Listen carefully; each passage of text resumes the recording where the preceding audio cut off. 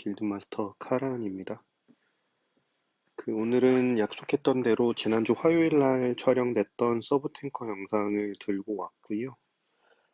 이제 1층부터 4층까지 서브탱커의 역할을 좀 설명을 해드릴 거고, 바로 영상으로 들어가면 지금 중앙이 잡몹이 정리되고 사슬 담당이 마지막 입장자 포지션 획득을 해서 나갔다 들어오는 길이에요. 지금 11시로 제가 이동하고 있는 게 보이죠. 그래서 중앙에 서브탱커가 서 있는데, 이제 다들 아시겠지만 수호성이 중앙에서 나오기 때문에 서브탱이 중앙에 서 있는 거고요.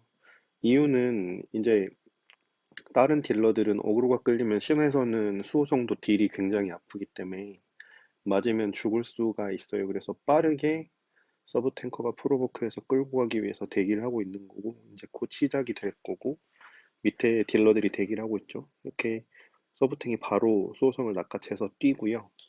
수정 파괴 순서는 같은 색상이어도 아래쪽부터 클리어를 합니다. 그 이유는 제가 딜러 영상 때도 말씀을 드렸지만 보통 딜 포지션을 1시나 11시로 가져가기 때문에 아래쪽 수정부터 파괴를 하는 거고요. 지금 보시면 알겠지만 이 탱커는 사실 고링도 있고 오크베이비도 있는 피통도 꽤 되는 괜찮은 스펙의 탱커예요. 근데도 수정 파괴 데미지가 영웅이랑 다르게 거의 즉사에 이르죠. 그래서 보통은 숍들이 돌아가면서 이제 죽기를 주게 되고 그걸 바탕으로 수정 깨면서 버티는. 그렇게 안 하면 리저 횟수가 10회인데 수정 하나 깰 때마다 한 번씩 탱이 죽는 사태가 발생을 해요. 그래서 가능하면 죽기 쿨이신 분들은 이제 숍님은 죽기를 줘서 탱을 살리고요. 이렇게 말씀드린 것처럼 수정 파괴 순서는 아래부터 이렇게 깨고 있고, 이게 지난번 영상이랑 이어지는데 이제 11시 수정이 파괴 순서가 틀려서 한번 삑사리가 날 거예요. 그래서 이제 한번 리바이벌이 될 텐데, 금방 방금 혹시 보셨는지 모르겠지만 이 수정을 깰 때 딜러들이 제일 조심해야 되는 거는 검기돌격이에요. 분신이 나와서 검기돌격이라는 원거리 스킬을 쓰는데, 그거를 막기 위해서 보통은 아까 영상에 살짝 지나갔는데 밑에 이제 숍이 훈유마를 깔아놓고요. 보통은 숍이 깔아놓은 훈유마 기준으로 그 자리에서 서서 수정을 먼저 깨고 수호성을 깨는 형태로 딜을 합니다. 그리고 이제 지금은 수정이 한번 순서가 엇갈려서 안 깨지는 바람에 딜러들이 11시에 보스 딜을 하려고 올라가 있는데, 이게 실수기 때문에 이제 보시면 수호성 죽으면서 자폭 딜로 딜러들이 좀 죽을 거예요. 이런 지금 여러 명 죽었죠. 이런 게 이제 주의하셔야 되는, 이 모든 게 사실은 대부분 디스코드를 하면 해결이 되는 문제인데, 이제 디코를 안 하고 클리어 하다 보면 수정 순서나 뭐 포지셔닝 때문에 이렇게 죽는 일이 생겨요. 그래도 이제 지금처럼 이 파티는 그래도 숙련자 파티이기 때문에 해결이 되는 거고요. 서브 탱커의 역할은 이제 지금처럼 1층에서는 수호성 담당을 하다가 보스가 나오면 보스 메인탱을 이제 하는데, 지금처럼 보스가 어그로가 튀면서 딜러한테 붙을 때가 있어요. 그러면 이제 보스를 빨리 붙잡고 딜러진에서 끌고 내려오는, 지금 서브탱이 굉장히 잘한 건데, 이런 역할을 보통 해주시는 게 제일 좋아요. 그래서 이렇게 하면 1층은 클리어가 되고요. 이 딜러 위치는 다음에 영상을 한번 더 찍어야겠어요. 이제 보시면은 수정 각 밑에 하얀 선으로 꼭지점처럼 보이는 위치에 보통 서서 딜을 하는데, 이렇게 표현하면 좀 애매모호하니까 다시 찍기로 하고 2층 이제 넘어왔는데, 2층은 전에 말씀드린 것처럼 일단은 잡몹을 다 잡고 자동을 끈 상태에서 보스 앞에 접근을 하는 게 좋아요. 근데 이게 이제 지난주 화요일 영상에서 이어지니까 보시면 알겠지만 광역기 때문에 잡몹을 잡다가 보스가 그대로 깨어나서 시작을 하게 돼요. 그래서 보스 패턴 시작되면서 대비를 미처 못해서 딜러들이 좀 죽을 거예요. 그 상태에서 공략이 쭉 진행되다가 한 번은 제가 이제 공략을 확실히 보여드리기 위해서 리스타트를 하자고 해서 다시 해서 클리어가 될 텐데, 이제 해서 보시면 서브 탱커의 역할은 사실 2층에서는 크게 할 부분은 없어요. 그냥 바드가 없다는 가정하에 19% 됐을 때 수정, 그러니까 열쇠 줍는 역할을 메인탱이 못하고 죽으면 그걸 커버하는 역할, 그게 제일 크고, 이제 두 번째로는 메인탱이 죽었을 때 메인탱을 대신해서 보스 어그로를 끌어주는.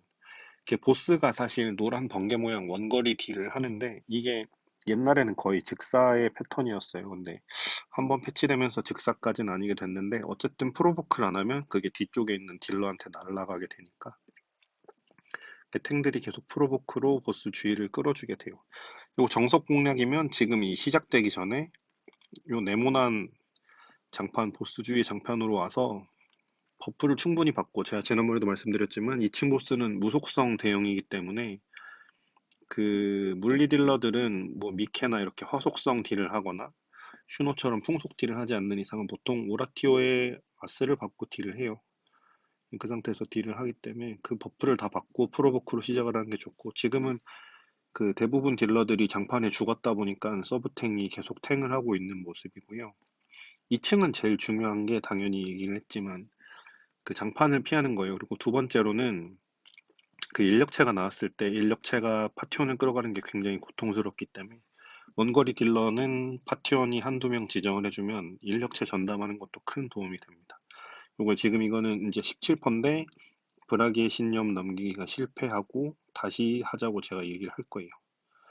그래서 한 번 더 진행이 될 텐데 그 사이에 다시 말씀을 드리면 2층은 사실 웬만한 패턴이 하나하나가 다 직사예요. 장판도 그렇고 인력체에 끌려가는 패턴도 그렇고 그리고 커튼 패턴도 그렇고, 그래서 웬만하면 다 피해 주시는 게 좋고, 디코 할 때는 사실 콜을 다 해요. 뭐 커튼이 11시에서 내려오면 11시 커튼이다, 중앙에 장판이면 중앙에 장판이다, 이런 걸 다 하는데 그 디코가 없는 파티를 하게 되면 그런 게 좀 한계가 있기 때문에 본인 눈으로 최대한 피해 주시는 게 좋아요. 다만 피해 주실 때는 그 보스 주의로 보스의 이 작은 네모를 벗어나지 않고 딜을 해주시는 게 좋아요. 왜냐면 그 첫 번째 영상 때도 말씀드렸지만 파티원 짝수 단위로 고무줄이라는 디버프가 걸리는데, 걸리면 이제 거리가 멀수록 데미지가 크게 들어오기 때문에 같이 죽거든요. 보통 아주 멀리 떨어져 있으면, 뭐 좀 덜 떨어져 있으면 피통이 큰 사람만 살겠지만, 그래서 그 부분 주의해 주시고, 이제 두 번째 트라이가 정석 공략이에요.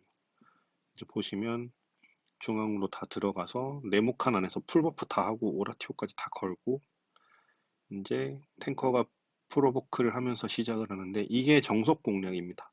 2층은 사실 이렇게 한번 전복을 해도 끔살이 많은 만큼 트라이 시간이 길지는 않은 편이에요. 집중도 있게 깨시는 게 좋고, 두 번째 트라이 때는 이제 바드 브라기의 신념 성공을 해서, 그게 저번에도 말씀드렸지만 19%에서 열쇠 줍는 패턴을 없애는 뭐 비기 같은 거예요. 좋게 말하면 비기고 꼼수인데, 그래서 그 방법으로 넘기지만 바드가 없는 파티는 일반적으로는 메인탱이나 서브탱 중 한 명이 살아서 열쇠를 다 줍는, 혼자서 보통 진행을 하고요. 혼자 진행하는 이유는 두 명 남으면 고무줄 연결돼서 죽을 수도 있으니까. 그래서 파티장께서는 만약에 파티에 바드가 없으면 19%일 때 탱한테 민불 준 다음에 탱 빼고 다 죽으라는 콜사인을 해주시는 게 좋아요. 지금 이제 서브탱이 닭발 컨트롤을 하고 있죠. 이게 레이저 따라오는 컨트롤인데 저게 고무줄도 끊고 사슬도 끊어요. 그러니까 여러 가지 디버프를 끊는 역할도 하지만 파티원 중에 경우에 따라서는 안 걸려 있을 수도 있잖아요. 그러면 저 레이저 자체도 지나가면서 딜을 입히니까 방금 한 것처럼 외부를 삥삥 돌면서 레이저가 파티 쪽으로 가지 않게 컨트롤 해주시는 것도 중요해요. 지금은 브라기 신념이 성공해서 이제 넘어갔죠. 이렇게 클리어를 하면 3층으로 넘어가게 됩니다. 그리고 이제 저번 영상에서 보셨겠지만 3층은 정석 공략이에요. 그 뭐 물론 6인팟이나 4인팟 같은 데 보면 뭐 탱 하나, 숍 하나 뭐 이런 식으로 극단적으로 인원을 줄여서 클리어하기도 하는데, 3층을 그렇게 깨는 가장 큰 이유는 그 각 보스가 어그로가 끌린다는 가정하에, 그러니까 쉽게 말하면 내부 외부 한 명씩만이라도 살아있다면 딜은 내부 보스한테만 해도 되고 외부 보스한테만 해도 돼요. 왜냐면 둘이 체력을 공유하는 형태거든요, 3층은. 그렇다 보니까 그 4인이나 6인 파티는 내부에서 딜을 전담해서 하고 외부는 이속 빠른 캐릭터가 뺑뺑이를 도는 그런 식으로도 클리어를 하는데, 사실 길드 입장에서 봤을 때는 그렇게 클리어하는 걸 권장할 만한 건 아니에요. 왜냐면 12명 중에 몇 명은 분명 필연적으로 놀게 되고, 뭐 예를 들어서 몇 명이 살아있는 게 걸림돌이 되기도 하거든요. 그렇게 클리어를 하면. 예를 들어서 외부는 뺑뺑이를 놀아야 되는데 외부에 살아있는 길드원이 보스 오그를 잘못 끌어서 뭐 전멸을 한다든지 이런 상황이 될 수 있기 때문에 가능하면 탱힐 탱힐 이렇게 내부 외부 배치를 하고, 요 영상은 어쨌든 그렇게 배치를 하는 영상이에요. 그래서 보면 지금 서브탱이 외부 탱을 하죠. 그래서 이제 사실은 내부가 탱이 움직임은 덜해야 되는 대신 딜은 아파요. 딜은 아프고 장판을 피해야 될 건 조금 많고.